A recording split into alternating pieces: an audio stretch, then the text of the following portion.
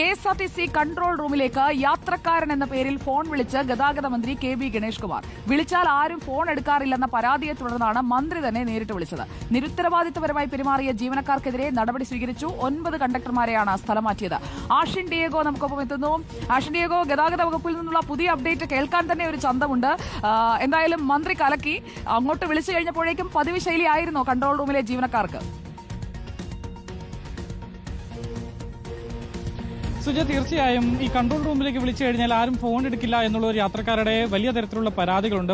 വലിയ കാലമായി തന്നെ ഇത് തുടരുകയാണ്. കാരണം കൺട്രോൾ റൂമിലേക്ക് വിളിക്കുമ്പോൾ ആരും ഒന്നുകിൽ ഫോൺ എടുക്കില്ല, എടുത്താൽ തന്നെ ഭയങ്കര മോശമായി പെരുമാറുകയും മാത്രമല്ല കൃത്യമായി ഉത്തരം തരാറില്ല എന്നൊരു പരാതി വർഷങ്ങളെ തന്നെ നിലനിൽക്കുന്നുണ്ട്. ഇത് മന്ത്രി കുറെ നാൾ കൊണ്ട് കേൾക്കുന്നുണ്ട്. അങ്ങനെയാണ് മന്ത്രി തന്നെ ഇന്ന് യാത്രക്കാരൻ എന്നുള്ള നിലയിൽ വിളിച്ചത് എന്നുള്ളതാണ്.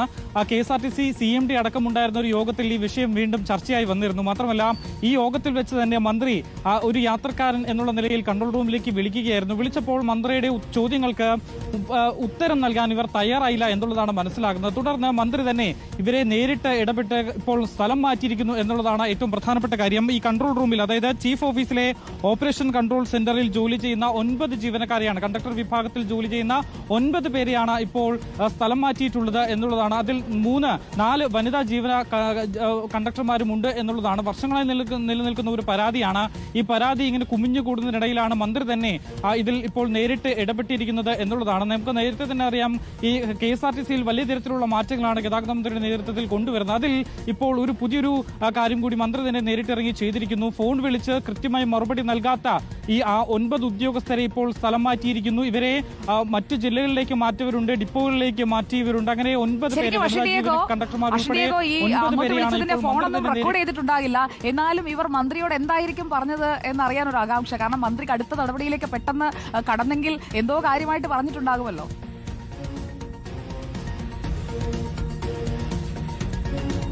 തീർച്ചയായും. പക്ഷേ നിലവിൽ ഇപ്പോൾ അങ്ങനെ വീഡിയോ ഒന്നും ചിത്രീകരിച്ചിട്ടില്ല എന്നുള്ളതാണ് നമുക്ക് മനസ്സിലാക്കാൻ കഴിയുന്നത്. കാരണം ഈ പരാതി മന്ത്രിയുടെ ഓഫീസിൽ തന്നെ നേരിട്ട് പലരും പറഞ്ഞിട്ടുണ്ട്. CMDയുടെ ഓഫീസിലെത്തി പലരും പറയുന്നതാണ്. മാത്രമല്ല ഇപ്പോൾ സമൂഹ മാധ്യമങ്ങളടക്കം ആളുകൾ പറയുന്നുണ്ട് KSRTCയുടെ ഈ കൺട്രോൾ റൂമിലേക്ക് വിളിച്ചാൽ ആരും ഫോൺ എടുക്കില്ല. പല അത്യാവശ്യങ്ങൾക്കും വിളിക്കുന്ന ആളുകളായിരിക്കും.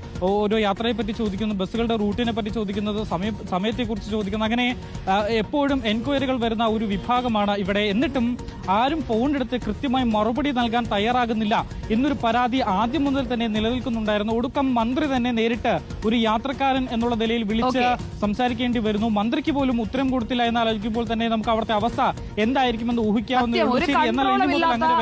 സ്ഥലത്തിന്റെ പേരാണ് കൺട്രോൾ റൂം. അതാണ് ഏറ്റവും വലിയ കോമഡി. KSRTC കൺട്രോൾ റൂമിലേക്ക് വിളിക്കുന്നത് വിവരങ്ങൾ കിട്ടാനാണ്. അപ്പോൾ അവിടെ ഫോൺ